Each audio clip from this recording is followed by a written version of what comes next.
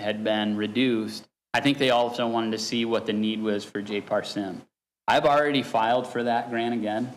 We've gotten it 2 years in a row. I'm hopeful that we'll get it again. We meet all their expectations. It does pay the entirety of the salary and almost every penny of the fringe for our female probation officer assistant who works in our almost directly for Officer Hall down there in the treatment court division, both collecting urine drug screens for all females that are involved, as well as doing a lot of the clerical stuff, meeting people at the door and all of that, which none of our other grants really allow us to use money for, so it's very helpful. My hope is that we'll know about those awards as soon as possible, but definitely before September, and maybe if they get the new ones passed out before September, we'll be able to use those for this year's salary as well, and not have to take anything out of general, if at all possible. Any other questions on those? Like I said, there's a DOC mental health grant in there. I consistently put it. It pays about $38,000 of that officer salary, about $15,000 in fringe. That's been pretty standard. We used to get about $10,000 for testing, a little bit more for travel and training, things of that nature. But with us being limited to the 100, I think I did add a little travel and training budget. Both myself and Officer Hall try to do that out of probation user fees or A&D or when we can. But we do know everybody's prices are going up. So it's going to be the hotel rooms, the food, the this, the that. But those are the only other real increases that we've had across the budget. We're trying to do what we can to be good stewards of the county's money and follow the directives of the county. Any other questions or anything I can answer for the probation budget alone? I hate to say I've asked for all three of us to go at about the same time because we have kind of a hybrid combination. So myself, the treatment courts, as well as the DeKalb County Community Corrections have a lot of budget items and things that are connected. Anybody have any questions for Michael? Excuse me. Michael, thank you. Appreciate it. Very thorough.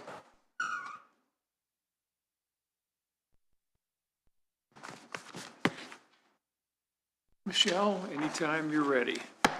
I'm going to fight back there about who's going next.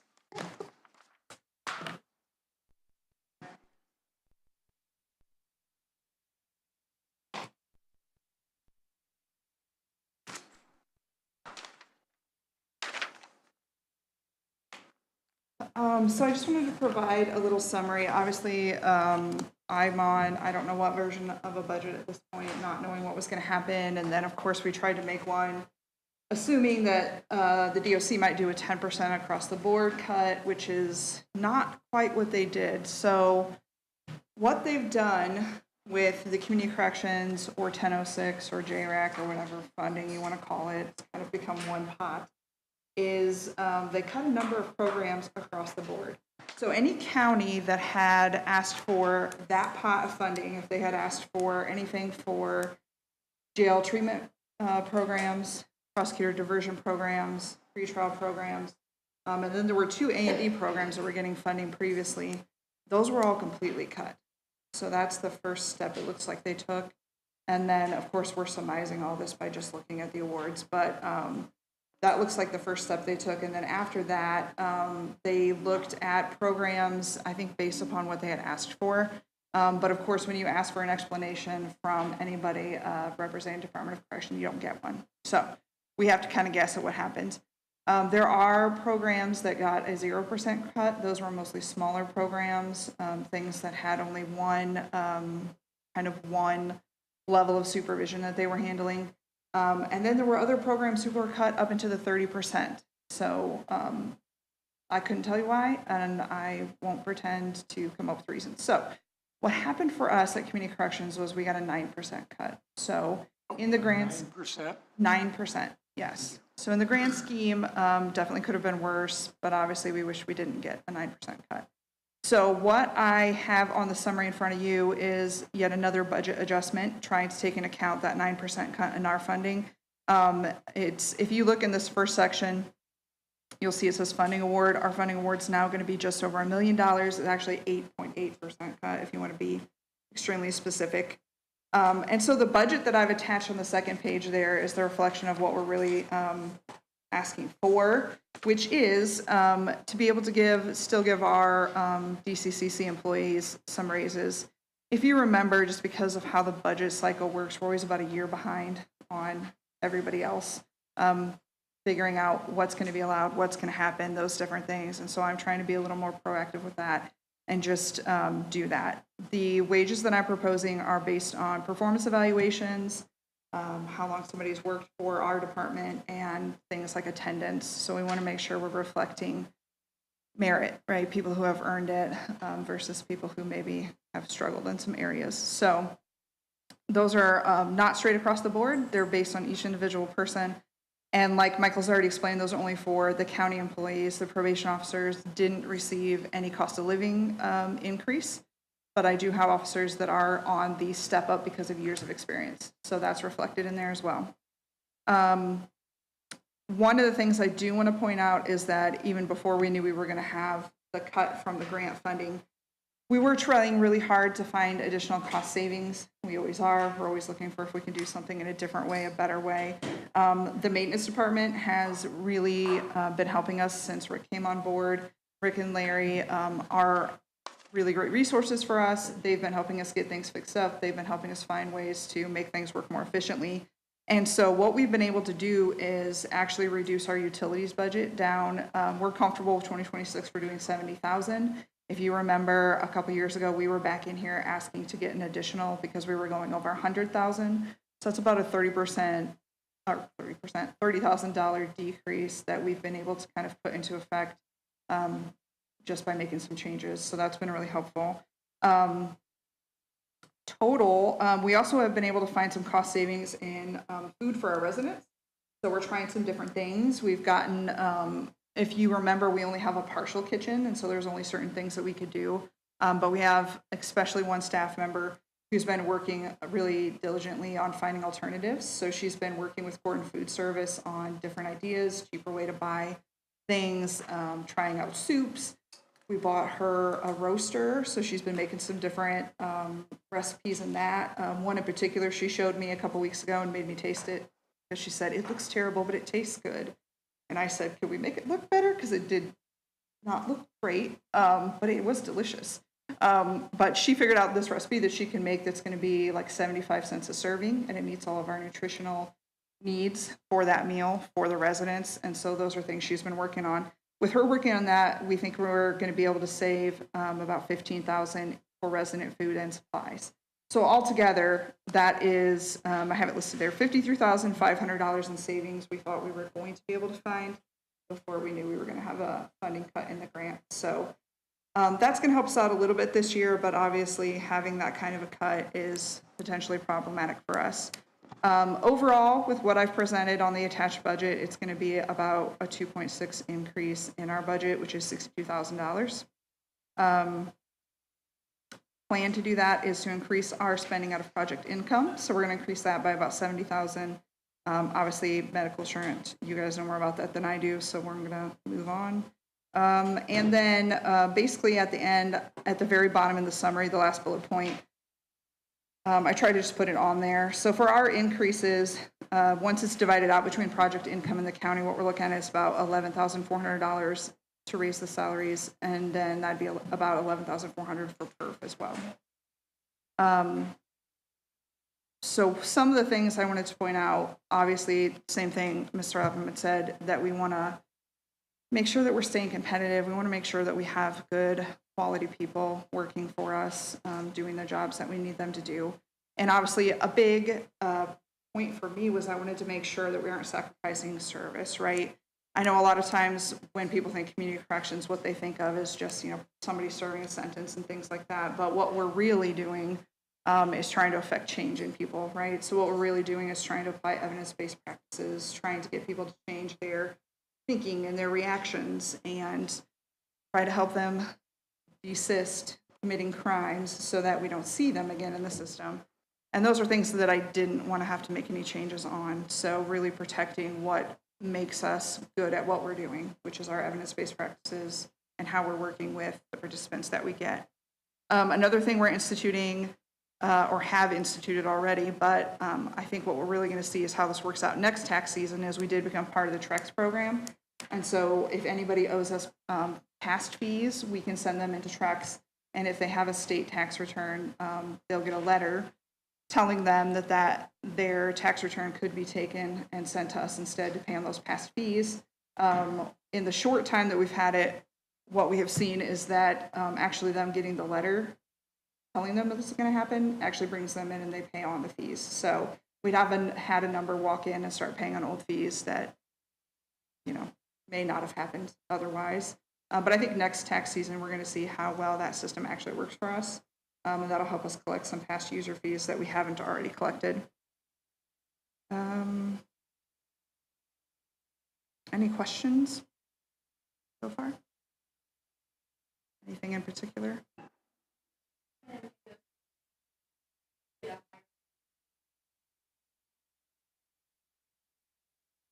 It depends on how much their tax return is, because what happens is if it does process through the TREX system, there's going to be a one-time fee and then a percentage fee that are taken out by, what do they call it? The fund that runs it, and then also the IRS. So if they owe a substantial amount of money, we are not obviously going to get that percentage that they take out ahead of time. So it may take several tax seasons until they pay off what they owe us. If they owe us a lower amount, we may get the full amount. I think it just depends on what they owe. If they pay the full amount, yeah. Mm-hmm. Sometimes they come in and they only pay a partial, but any progress is progress, right? So if they pay partial, we'll definitely take it. Yeah.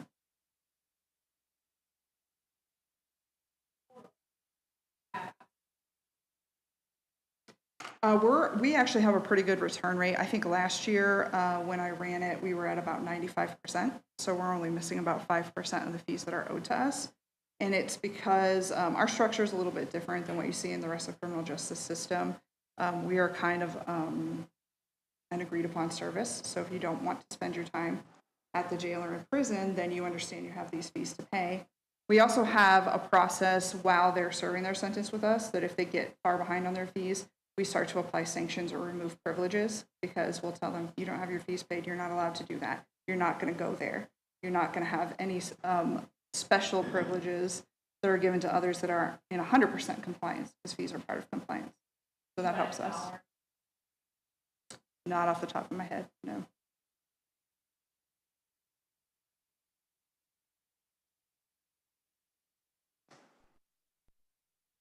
Any other questions?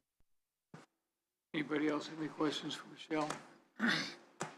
I had one other thing that I did want to bring up, and I think I'm looking longevity-wise, sustainability of the program. We've had a couple things that have happened over the last few years that I think now that we're having reductions in our grant funding that I wanted to bring up. And one of them is, I know at some point, and I wasn't part of the conversation, last year, well, it would have been the year before, there was decision made that community corrections would start paying for the software that is used throughout the community corrections building. And that is something that we just started paying on in 2024.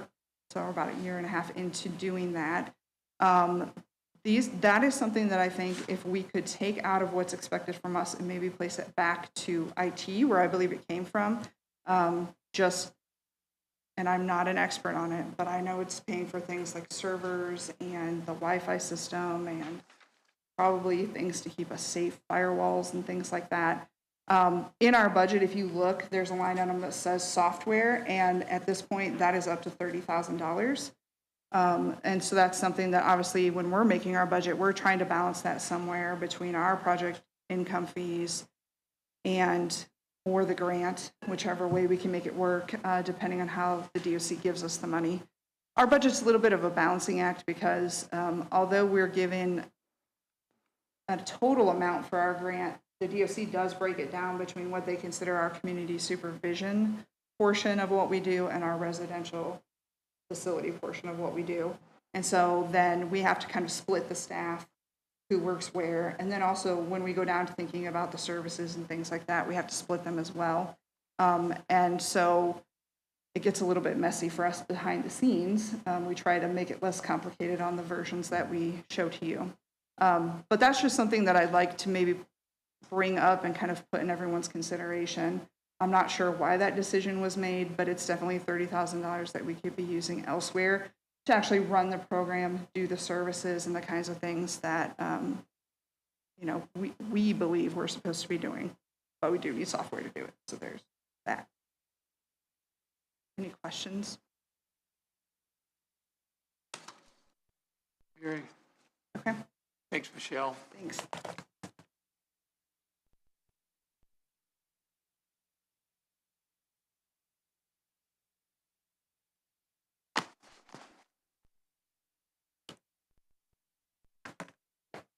Okay.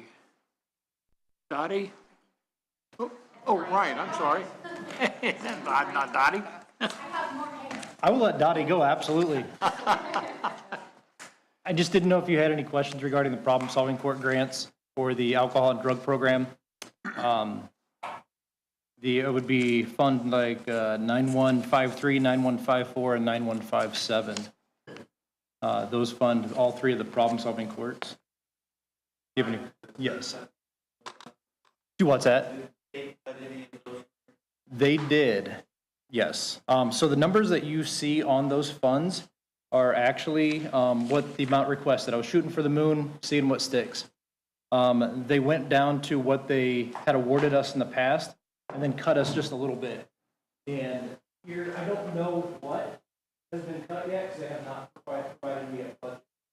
They just said in an email last week, hey, congrats, here's your award. We'll let you know whenever the budget comes in. So what exactly was funded, I don't know. Thank you.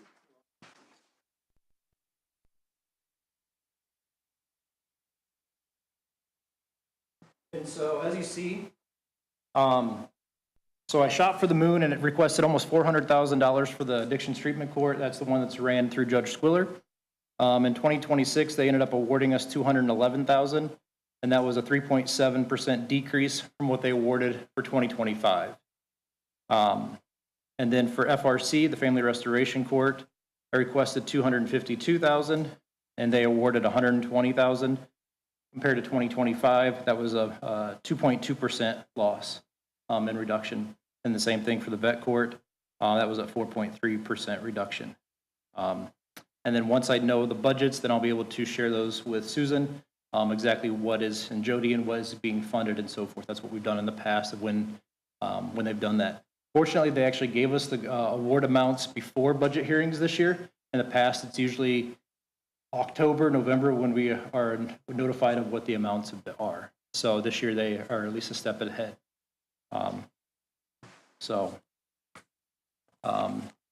In the ATC grant, I've always requested a 20% of my salary and then 2 full probation officer salaries. I assume by only reducing it $8,100 that they're still going to cover at least 2 of those officers and potentially my salary as well. So I think I'd requested like $40-some thousand in travel, see if they would be able to send the whole team to the national conference and so forth. But typically they only do $5,000 at max, but they don't tell you that in the grant solicitations. So I know it's a lot of information there, but just as community corrections, grants did get cut this year, but we're fortunate enough that in the climate that we're in, it wasn't cut as much as what it could have been, especially when it's money that's coming from the state, the tax dollars, and we're bringing those back into DeKalb County. And just kind of for reference, we've been receiving the state grants from the Office of Court Services since 2019. And so that has funded at least 2 full probation officers and at least 40% of my salary between the 2 grants. And then we received addiction treatment court grant a couple of years ago. That's now funding 2 full probation officers and 20% of my salary as well. So all 3 of these. right, they have been, and I'm waiting for Councilwoman Prosser's question of what's your definition of success? This is probably the 3rd or 4th year. When you look at it, if you want to look at recidivism, if you look at between all of the courts, for example, 43 people in 2024, so this is the 2024 numbers, that's when our performance measures are ran for all the courts. 43 people came in and out of ATC.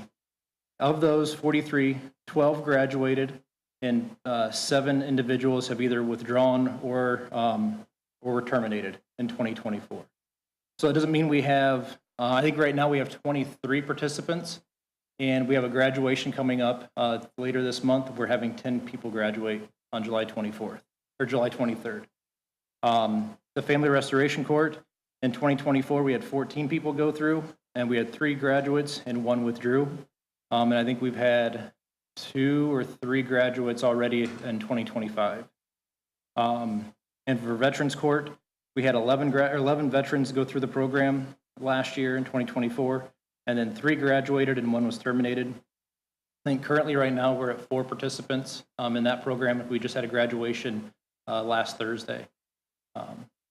And so we're looking to continuously build upon those programs. I'm working with Jail Commander Carpenter on working on putting a video together to promote the problem-solving courts that'll go on the tablet over at the jail. That way, individuals, when they're arrested, they can hit a button and they can hear a video of talking about all 3 of the treatment courts as an option for them as possible sentencing.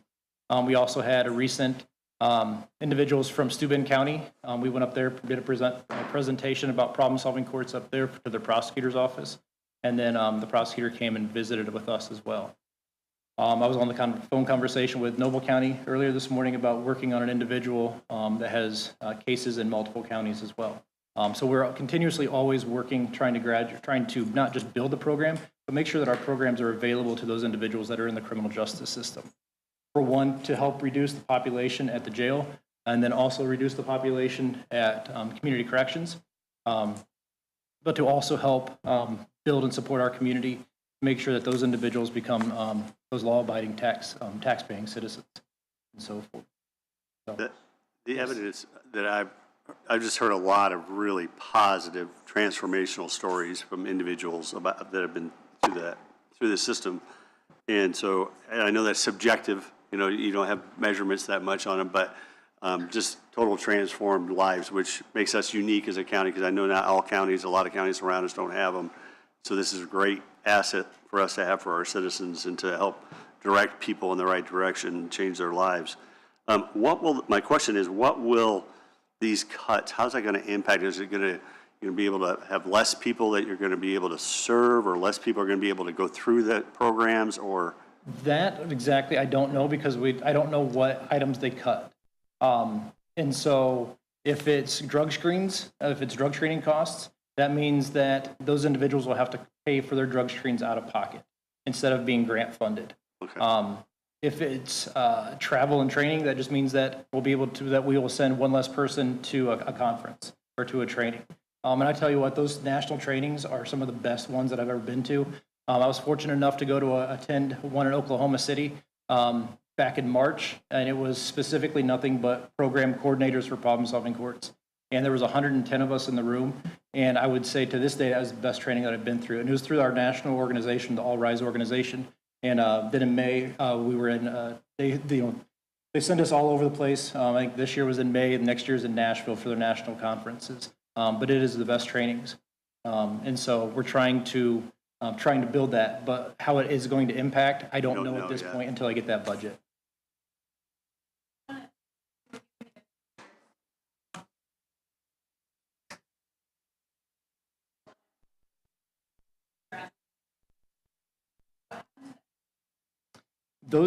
And it's weird how it works, because that's all of 2024. So it means that they could have graduated later in 2025, or they could have been terminated in 2025, or that's just they had touched the program at some point, but I don't know exactly where they are. So right now I may say we have 7, because those 3 other have already graduated in 2025. So that's why. Right, exactly right, yes. They were in the program. Yes, yeah, they were in the program at some point in 2024. If they could have been, they just were there a month in January, or a month in January of 24, and then they graduated.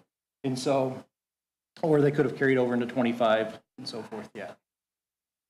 Excuse me, absolutely. How long do we stay in the program? Years process, 2 years, year and a half? Absolutely. We used to have a designated 18-month minimum, or usually about 15 to 18 months minimum to up to 36 maximum. In the last year, we started to revise our phase goals. And so now it could be 13 months when they graduate, or it could be a year before they graduate. It is specific. Now it is all based upon their treatment recommendations. How are they doing in treatment? If treatment's saying, you know, that person needs to work on some family therapy before we let them go. And so they may stay in another extra month and a half or so. But it is all about how they are in their phases. So it's on average, if you look at the range that we're using right now, it's about 13 months. Exactly right. Yes. Exactly right. So like, yeah, this upcoming graduation, we have 10 graduates, which is amazing. And I invite everybody, if you haven't received your invitation already, we have a national speaker coming in from California. Her name is Helen Harberts. And so I kind of give that plug, promoting that a lot. And then also she is going to put on a half-day training for us in area problem-solving courts the next day at Community Corrections. Director Fosnell has graciously opened up her building for us to use that room. So, yeah, thank you. Absolutely. Absolutely, thank you.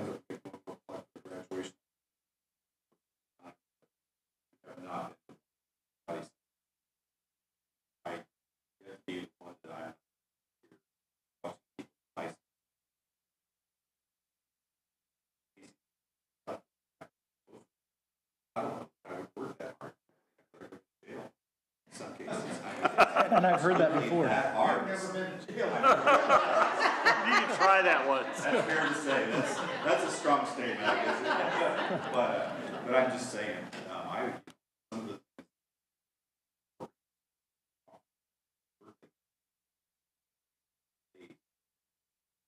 continually modern. Sometimes they get bumped back. Don't compete with their speed. Right. They still stay. It's amazing. Someone wasn't no good at all. Choose that. It's I'm gonna leave it. I don't make it to everyone because I can't. Right. The ones I've been to, I really appreciate those comments. And if you haven't been to a Veterans Court graduation, we had one last week, and a good friend of mine, Michelle, who we used to work with over in Noble County, he's now the head chaplain in Allen County Jail. He still comes over, and his dismissal, very loud, powerful, carrying voice, is a Marine. And you want to talk about, you get chills in that room, and he turns them and dismisses them, and you see an older gentleman, somebody that's older than me, standing at attention and listening to this guy, and you want to talk about powerful and moving. You probably would have been able to hear it down here, maybe even outside. So I really appreciate that, Councilman. Thank you.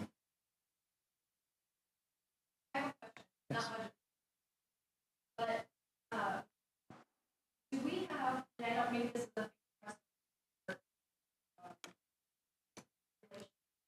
is there a court or a meeting or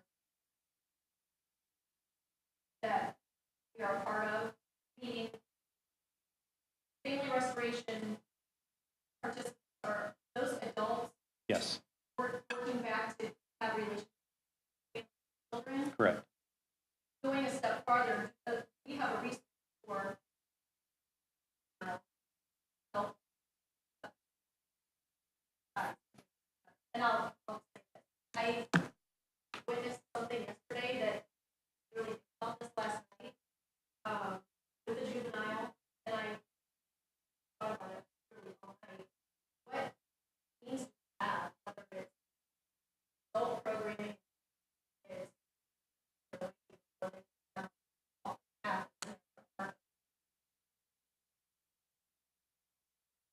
I was going to turn that over to Chief Lapham on that one. Juvenile probation here in DeKalb County is going through some changes. There are some juvenile treatment courts. One of the biggest difficulties is the necessity for the law has a lot of different rules when it comes to confidentiality. Okay, what you're going to see in a treatment court is a community version of calling people together, you know, a support group, things of that nature, open court sessions, everybody in there.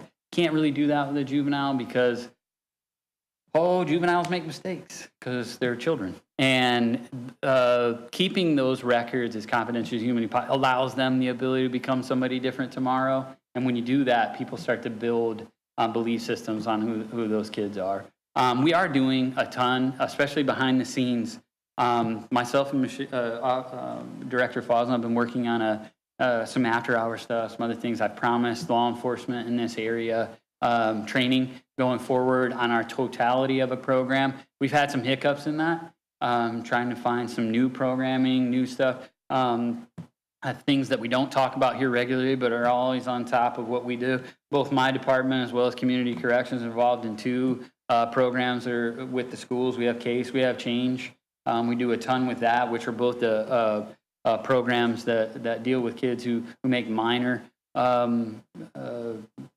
poor decisions and end up either being removed from school for a suspension or expulsion.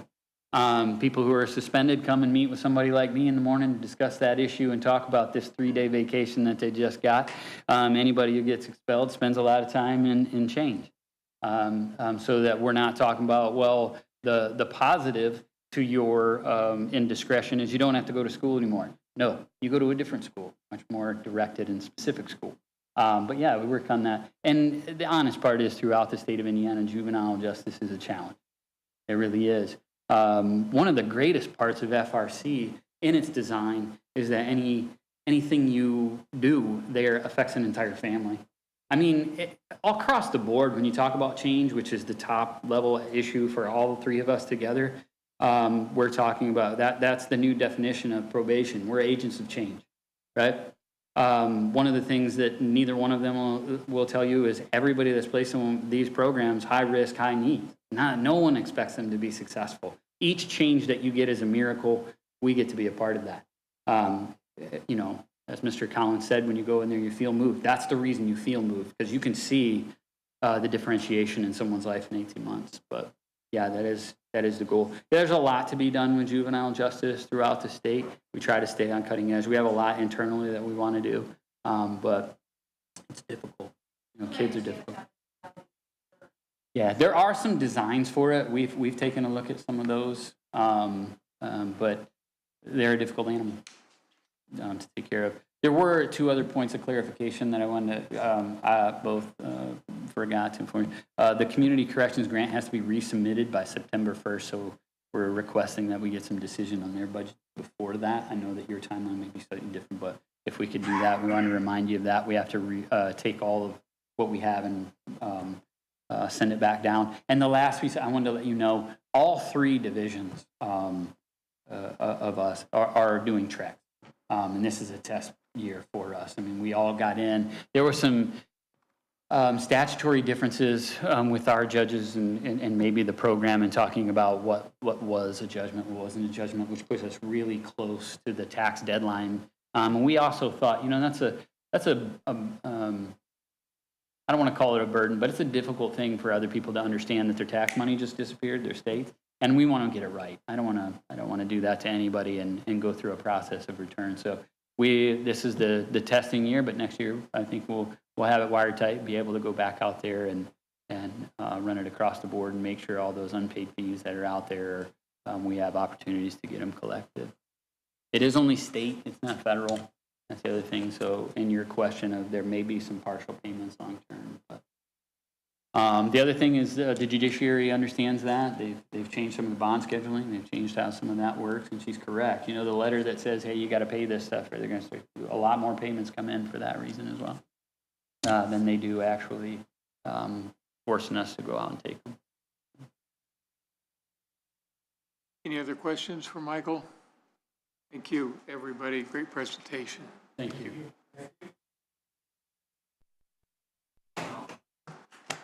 Okay, now Dottie. David, before Dottie takes Yes. mine, go ahead, Dottie. I see we have a focus audit. Yes. The quarter of all year. We got a thumbs up. Good.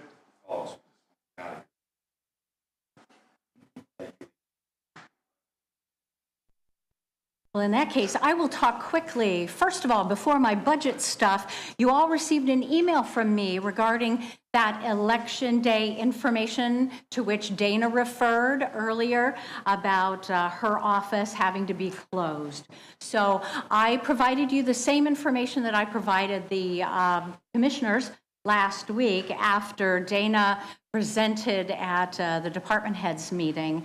Also attached to that email is a spreadsheet of members of my HR network, city and county people, and we asked the question, okay, what holidays do you have? And so you will notice that in 2024, the individual counties that had Election Day off as a paid holiday and those that did not. So anyway, you guys have that same information. You can start thinking about that.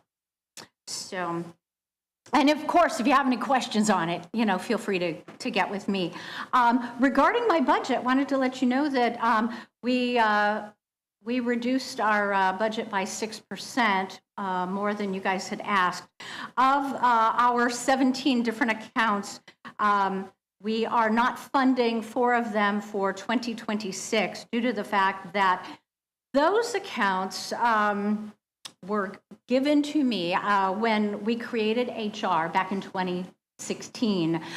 The auditor at the time and I sat down, what do we need? How do we create this department? And through the years, we have funded those less and less. And so decided that we're not going to even fund those 4 accounts. We have reduced 6 of the accounts and 4 we are keeping the same. One thing I would like to say is that on page 5, that's our years of service awards. The commissioners earlier this year asked HR to put into their budget the purchase of years of service, not just certificates, as we have been doing for probably the last 5 years, and HR has purchased those with office supplies, but we are now purchasing plaques to present to those individuals who make it to some milestone years of service. And so we transferred funds earlier this year from our recruiting/advertising budget, which historically has, we've used it, but it hasn't been very effective, to tell you the truth.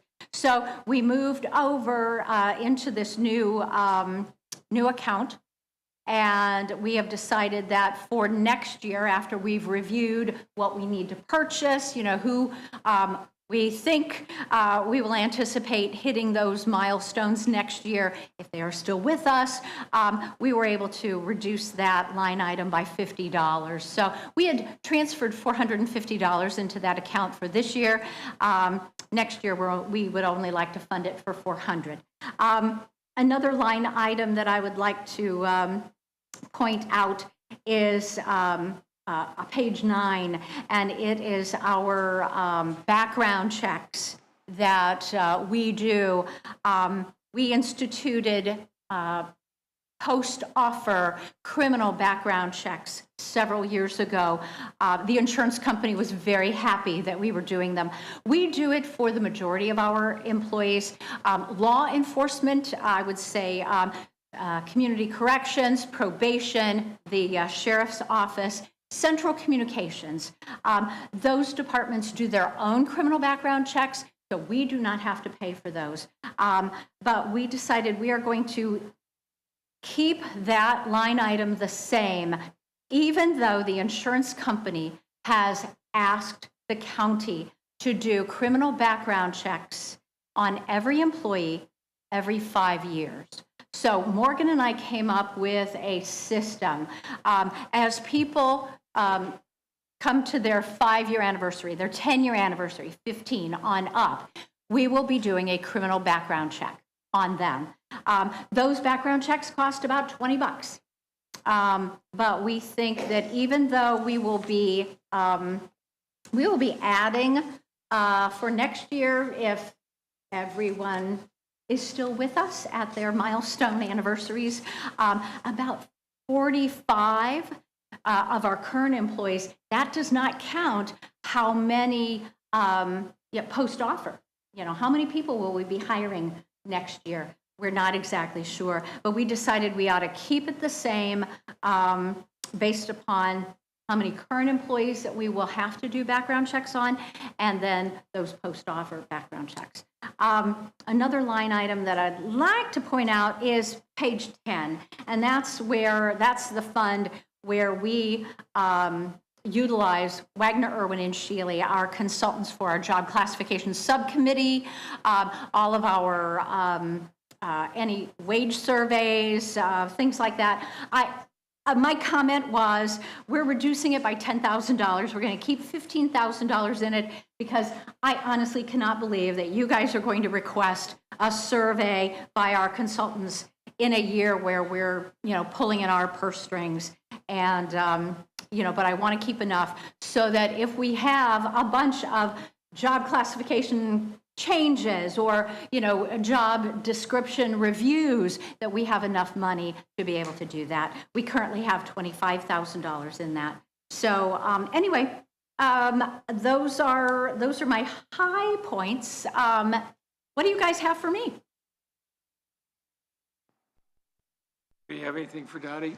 Excuse me.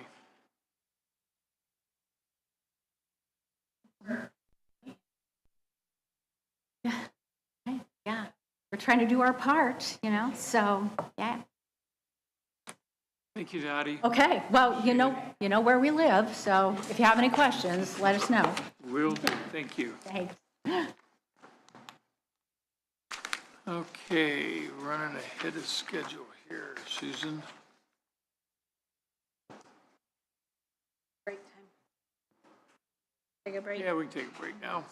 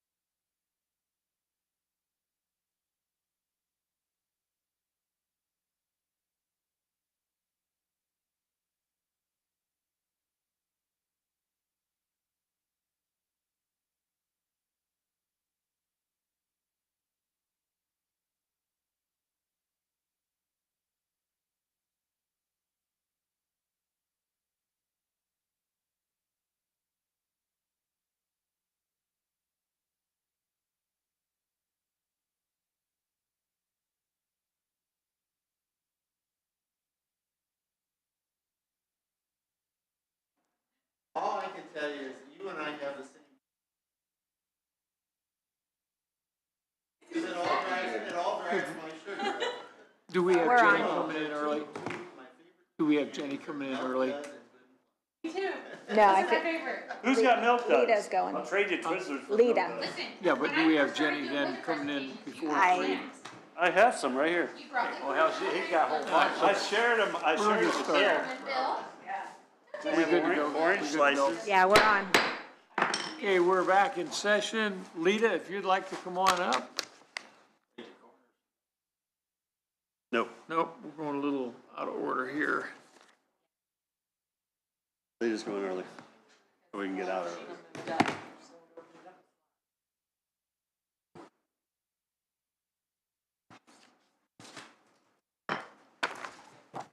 Oh, there she is, Jenny. Good.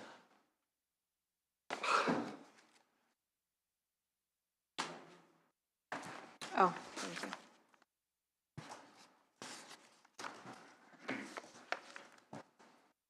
Okay. Nobody's asked, but all our know before is done, and so is our review. Thought I beat Rick to the punch.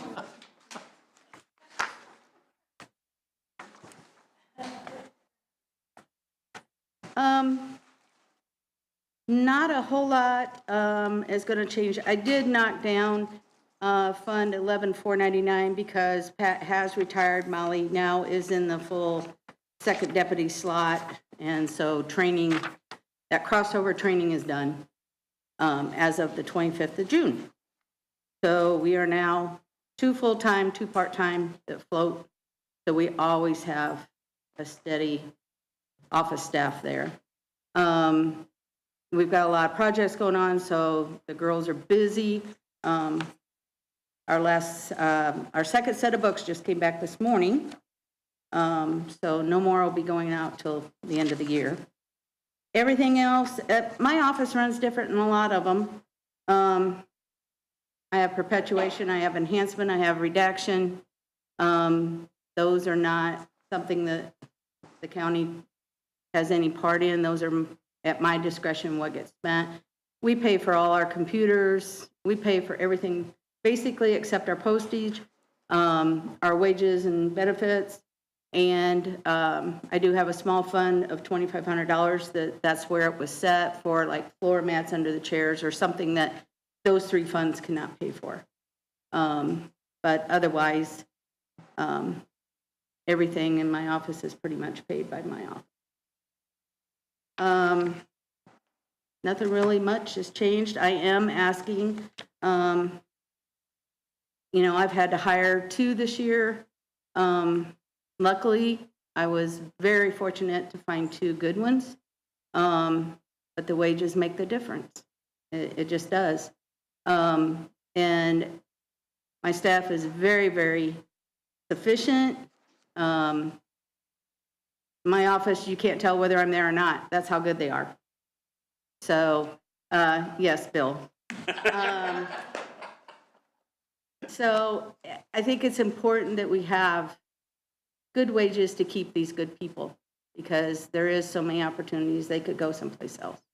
So it is important to have a good staff, and I think all the other departments can vouch for that as well. And you get good ones that enjoy being where they're at. They're getting sufficient pay. And for ones that are in elected offices, that just helps you secure you got someone going to follow you. And that makes a huge difference in all the offices that have term limits to be able to keep that continuity going. It's hard to start in and find someone from the outside to come in and be able to know. And if you've got people in your offices that want to step up and keep it going, it's a plus. It's a plus to the county. So. Okay, anybody have any questions for Lita? You said another set of books will go out. Not till at the end of the year for 26. Because the contract was for 24, 25, 26. They wanted to take them now, and I said, nope, not ready yet. They'll go at the end of 26.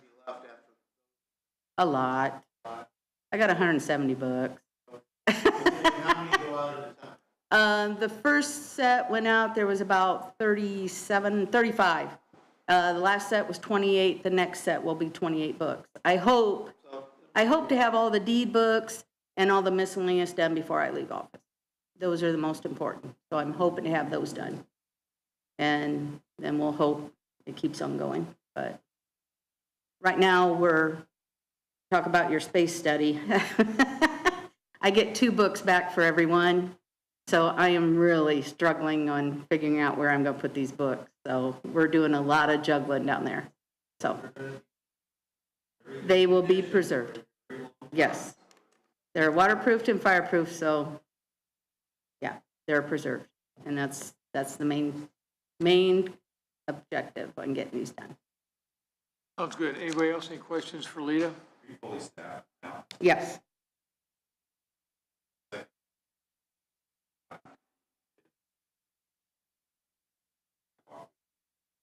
No, I haven't. It needs done bad. Things are changing. Okay, things are Things are changing. changing with the commissioners and maintenance, Yeah. so it's not gonna be the departments anymore. Yeah, So- it shouldn't be up to the department heads anymore. It should be, and Larry's well aware of what it needs, but yeah, it does need some And I fully agree attention. with the statement you just made. I've made that statement out loud several times. Yeah, You should run the recorder's office, not the maintenance right, building. right. We've got enough to do. Okay, Lita, thank you. Okay. Appreciate it Thanks, Lita. very much. Thanks for being flexible. Jenny. You're next. I wore heels today so I could reach the podium. I will put it down. Come over here. Want me to hold that for you, Thank Jen? you. Thank you.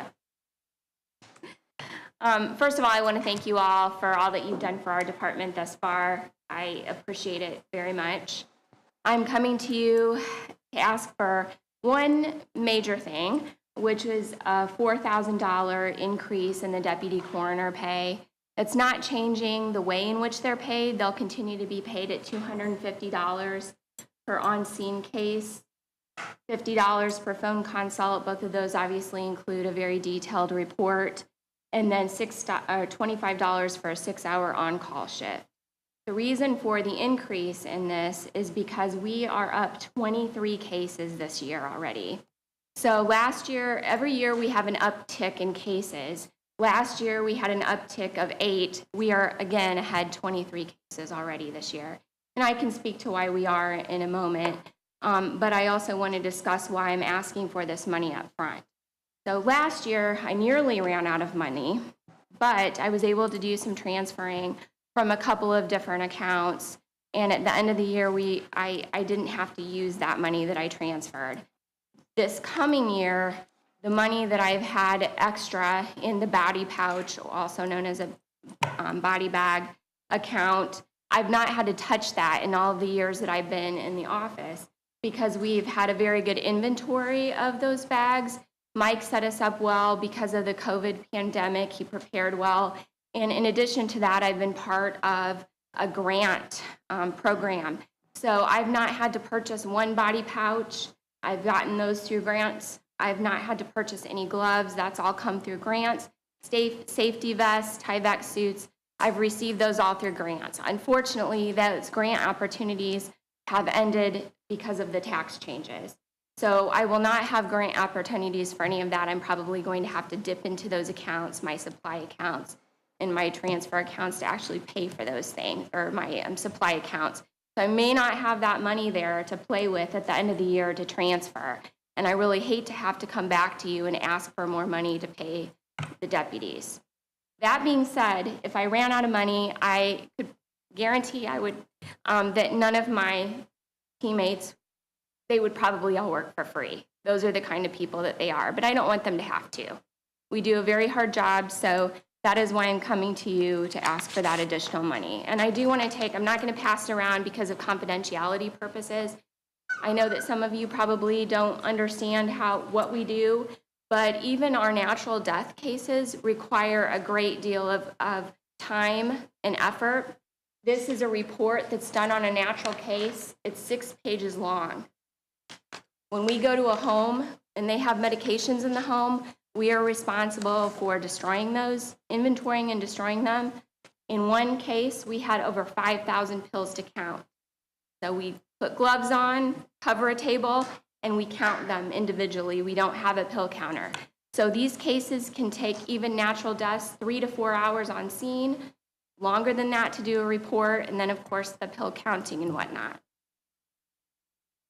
So it's a lot.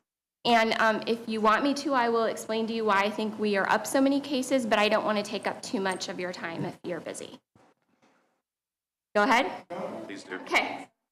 So a few things have happened. Number one, we were involved in a pilot program with Parkview, one of only 2 counties in the entire state, Allen and DeKalb.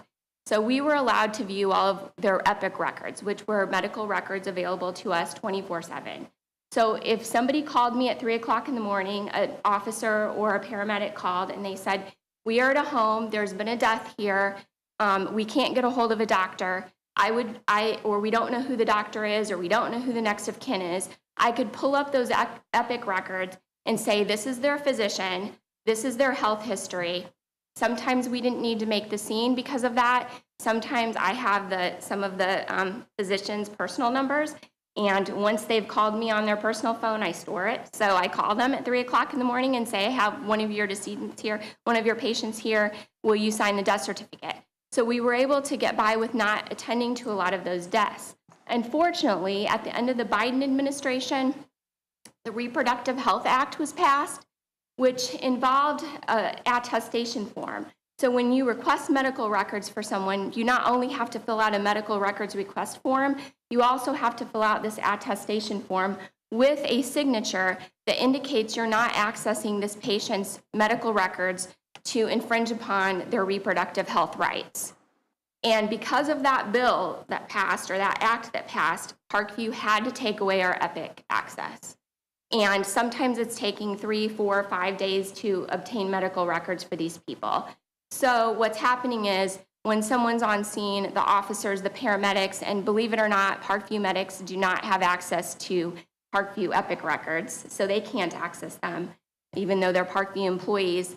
We're not able to get a hold of those physicians anymore. Sometimes we are able to get a hold of a physician, but we're not able to figure out who the next of kin is because we don't have access to these records. If we can't find next of kin, we can't figure out what funeral home they're going to, it makes it our responsibility. We come out to the scene, we wait for the funeral home. Oftentimes they're coming from 45 minutes away. So that's caused an uptick in cases. The other thing that's caused an uptick is we have a lot of new practitioners who feel very uncomfortable with the new Indiana Drive death certificate system. And also they just feel uncomfortable, period, signing death certificates. They think there may be some sort of repercussions with families. You know, we have a lot of lawsuits, people threatening lawsuits, so they don't want to sign the death certificate. So what I've done is I've taken time off of my full-time job, and I've done some in-servicing with Parkview Physicians, the Parkview Physicians Group, spent a lot of time with them. I told them, you know, if you need help with the drive system, I'll help you. There's nothing that we can't fix in that system. If you make a mistake, which I have many times, we can fix it. So I'm working with them on that aspect as well. So the other thing is I want to convey is this isn't just about for money. I want to save the county and the taxpayers money on decreasing some of these calls that we're getting that are unnecessary. And of course, I don't want my people having to go out in the middle of the night and work cases that are unnecessary. Then they have to go to their full-time job the next day. But the other thing is that every time we get called to a coroner's case or a case that really doesn't need to be a coroner's case, we scare these families. I just had a case a couple of weeks ago, and the police went out, the entire volunteer fire department was there. It was an elderly gentleman, it's clearly a natural death. They couldn't find a physician to sign, and so they called me. And when I go to a scene, the detective goes to a scene. So you've got two police officers there in 2 different squad cars, the entire volunteer fire department, I roll up, the detective rolls up at 11 o'clock at night, and someone has told these poor people, this is a crime scene. And they were scared to death. And I said, it's not a crime scene. We're here to help you. And we did the investigation. By the time we left, they were super kind and appreciative. But if we can save us from having to go on these calls, that's really, I want to save money. I want to save my team, but this is really what I'm working toward, is you doctors need to sign off on the death certificates when it's appropriate, and I'm working with Parkview to get our Epic access back because that healthcare, that act has been repealed. They have 6 weeks to appeal the repeal, but I'm hoping that we will get our access back.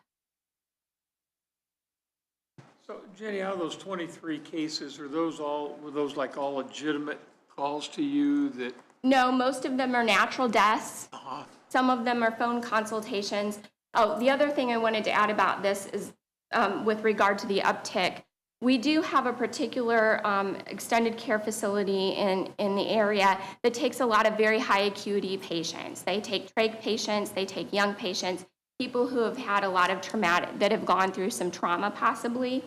And then when those people die, they need to be coroner's cases. If someone's been in a motor vehicle collision, if someone's attempted suicide and not been successful initially and then transferred to that facility, when they do die and their death is related to that initial trauma.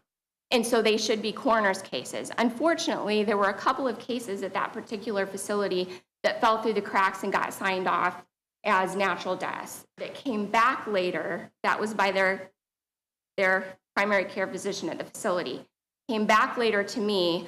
I reopened the investigations, and they weren't natural deaths at all. In fact, one of them ended up in a vehicular homicide charge in another state against the driver of the vehicle. But so we can't let things like that slip through. So for a couple of months, and I in-service the staff there, but for a couple of months I said, every single time someone passes away at your facility, we're coming. And I was very kind about it. I brought chocolate, and I was as nice as could be, but I said, we're coming every single time because this can't happen again. So now we've gone back to, I trust them to some degree. We've gone back to them just calling us. We talk them through all the medical information. And then we don't go if we don't have to, but that attributes to a lot of these phone consults and a lot of these natural death cases that we've had to handle. So the reason that you couldn't get to the Epic anymore, they took it away, was because you had to sign that you weren't going to look at their records for reproductive reasons on a dead person. Yeah, correct. So Okay. you have, yes, it's true. Just trying to clarify and that. So I worked very diligently for quite some time with Parkview and tried to have them build that program into their Epic system where we could go in and digitally sign the attestation form. But unfortunately, another part of that is that you have to have a review. So after the form is sent to these people, then they have a committee that reviews the form to say, okay, then we can release the records. We actually had a child death a couple of months ago, and Mike handled it, and he called me and he said, I need medical records, because usually I can get them right away because I don't have Epic anymore. So I said, I'll take care of it. I filled out the attestation form. I filled out the request form. I called Health Information Services, and this was probably 2 o'clock in the afternoon, and then they wouldn't accept the digital signature. So I work out of my car. I don't have a printer. I don't have a scanner.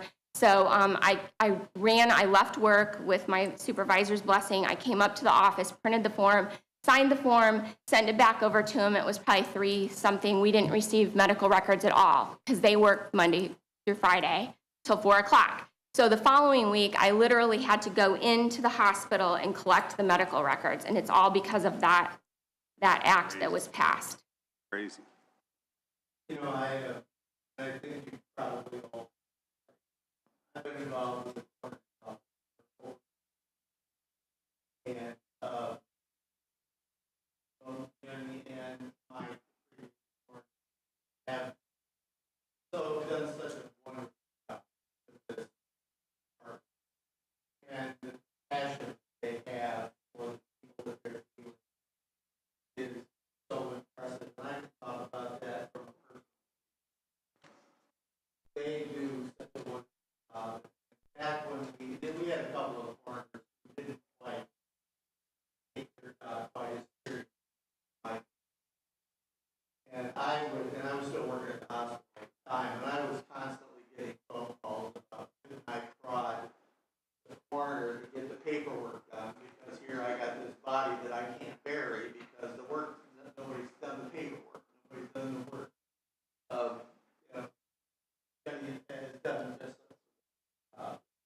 provided her with some really good equipment that the coroner's office has never had before. Yes, thank you, and thank you for the kind words. She's gotten a striker and they use her equipment as a selling point for other coroner's offices. And I think I just heard not too long ago that the Coroners Association must think pretty highly of you too, because aren't you an officer now for the State Coroners Association? I'm yes, secretary treasurer for the You're coroner. the one that does the work. Yes. I know how that works. Elect. I'm on the board, and I will start serving that. And I did forget to thank you for the kind words. And I did forget to mention that Mike Gerber, former coroner, now chief deputy, he was just awarded the Jeff Stout Service of Excellence Award, which is the deputy coroner of the year for the entire state of Indiana. And I got to award that to him at our conference, and he is just a fantastic person, and I've learned so much from him. And my goal in this office is when I leave, when I retire someday and we all leave, that someone can go back through our charts and pull up a record like I have yours, and they can know exactly what happened. It's a story that we've told, and we've done our best to make sure that the right thing is done for the decedent and their family. Anybody have any questions for Jenny? Thank you, Jenny. Thank you. Thank you. Okay, that is our last meeting. No, that unofficial rule is in effect, so.